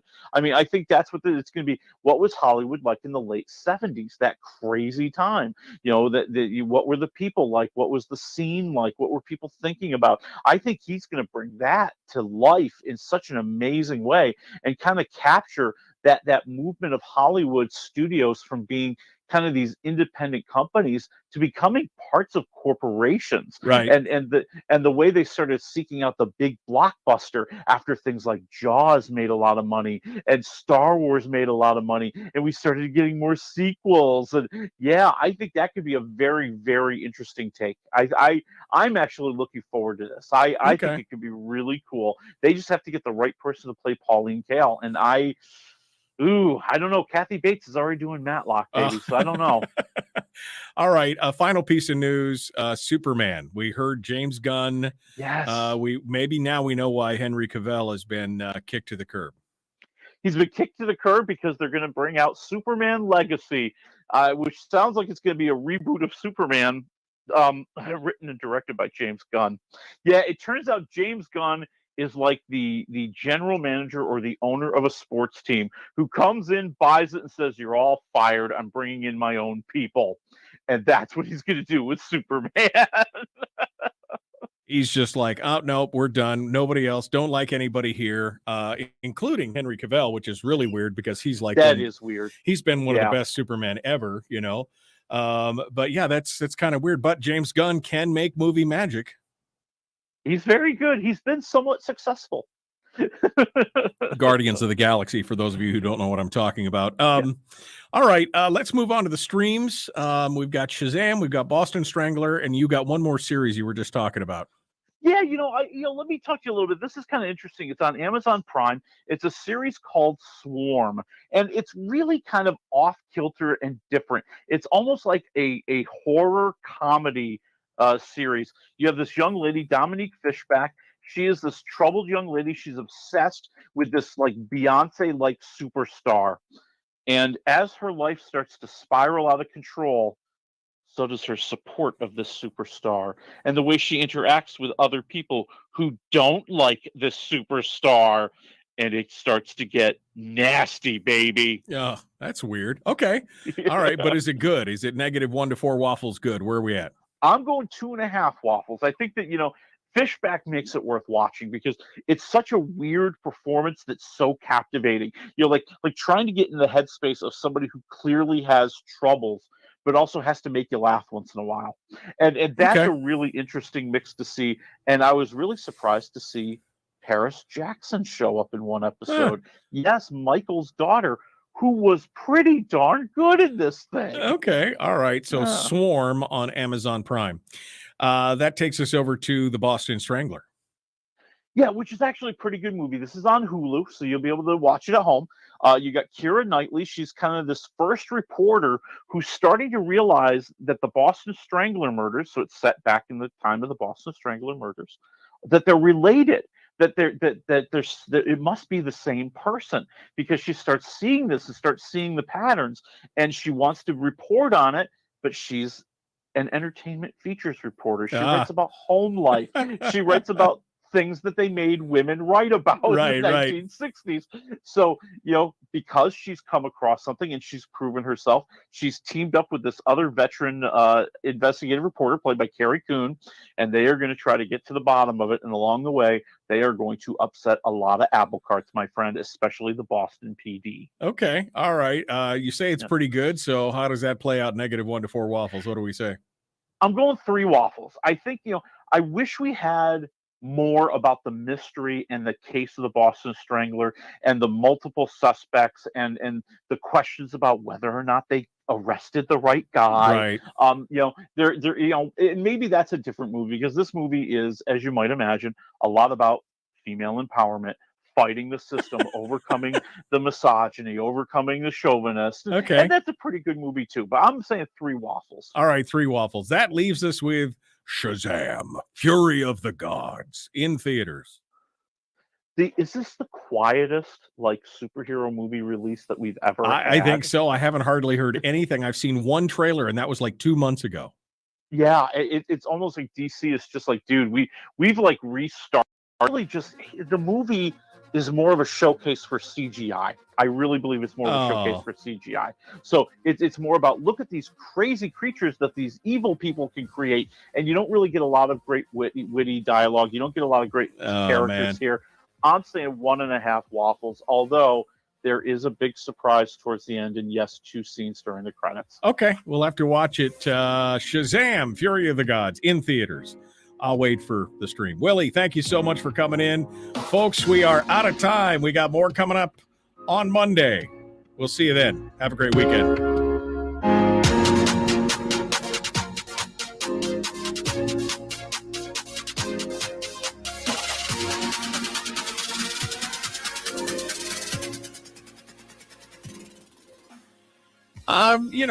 I didn't see the first Shazam, although I really kind of wanted to. I just haven't taken the time to watch it yet because it looked pretty fun. You know what I mean? It looked like it wasn't taking itself too seriously. Exactly. It was so much fun. It was goofy. I mean, basically a 14-year-old just became Superman. Right. And they had a ton of fun with that. And and the whole idea that he had to hide his identity, and who was going to believe that he was Shazam, and how was he going to take on all this evil that was around him? I mean, it was really, really great. And it's disappointing to see this just kind of fall by the wayside. It's like they sucked all the fun energy out of it, and they made it way too serious, and it's just blah. That's too bad. All right, well, I'll try and catch the first one, and then I'll wait for the second one to hit the streams. That'll be fine. As I was saying earlier, my pick of the week is Poker Face with what's her name? De Leon, Natalie. No, what's her name? Oh God, Natasha De Leon. Yeah. And Natasha Leon. Leon. Yeah. I'm sorry, Leon. Natasha Leon. Yep. And what a great, what an interesting series. It's done by Rian Johnson, the guy who did Knives Out. And he is the producer, director, whatever, creator of it. And it's super interesting storytelling. It really is. And the first one just gets you going by the throat. And then I think it's 8 or 10 episodes, and each one is like its own little self-contained deal. And it's super cool. Although my wife and I both looked at each other and said, "Why are you confronting the killer now?" A couple times, But I mean, overall, what a cool series. Yeah, really cool series. I mean, the kind of the angle on it is that she is this woman who has this remarkable ability to tell if you're lying. Yeah, she's like a human lie detector. Yeah. So she kind of becomes like Maverick or Peter Falk or Columbo, kind of stumbling her way through solving these little mysteries and helping these people as she's on the run from some very powerful, very dangerous people. Yeah. And and it really, I mean, it did feel to me a lot like one of those cool 70s detective shows. Well, I think that's intentional, right down to the title sequence, right? I mean, right down to the title sequence. Yeah, absolutely. And I enjoyed it. It's going to come back for a season 2. Peacock made the announcement that, oh my God, we have something that people want to watch. Let's bring another one in. Bring another season in. I also got a chance to watch season 2 of Carnival Row on Amazon Prime, which I had been waiting for. I thought it was good. I said I didn't think it was good as the first season. My wife said, "You're crazy. That was better than the first season." So your mileage may vary, but again, a super interesting, super cool story. If you like, I don't even know what it is, steampunk fantasy, pre-industrial. Steampunk is a good way to put it. Yeah, I mean, it's kind of an industrial. It's some kind of alternative reality where the industrial era happened, and there's elves and trogs and all different kinds of stuff that are, anyway, it's super cool. I really enjoy it. So go check that out as well. Any final thoughts? Any final things, Willie, we should be watching besides Picard? Wheel of Time is coming back in November. No, I know nobody's excited about that. Yep. Yeah, we talk about that, you're dead to me. You are. And then what was the other? Oh, the other big news: Disney Plus has given up on the Willow series. Oh, I saw that. I saw that. Yep. Yeah, that's too bad. But the days of just having tons of money to throw at streaming have come to an end. Well, The Last of Us is out. All of it's out now. I haven't watched that yet, so I'm looking forward to that. And then, of course, I'm waiting for the last episodes of Mando to drop. So we will have good TV to watch. Willie Waffle, thanks, my friend. I appreciate it. Well, you're welcome. Or you can be like me and just enjoy it one little week at a time. Shush. That is heresy. Absolute heresy. I will tell you that for nothing. Thank you, my friend. I appreciate you coming on board. Folks, we will see you on Monday. Have a great weekend.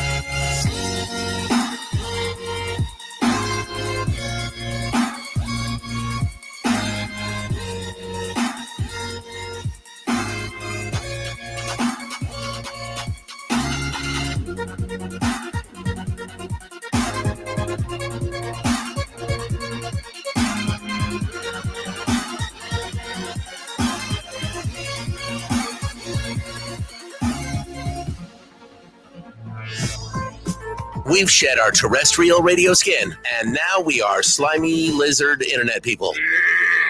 It's the Michael Duke Show.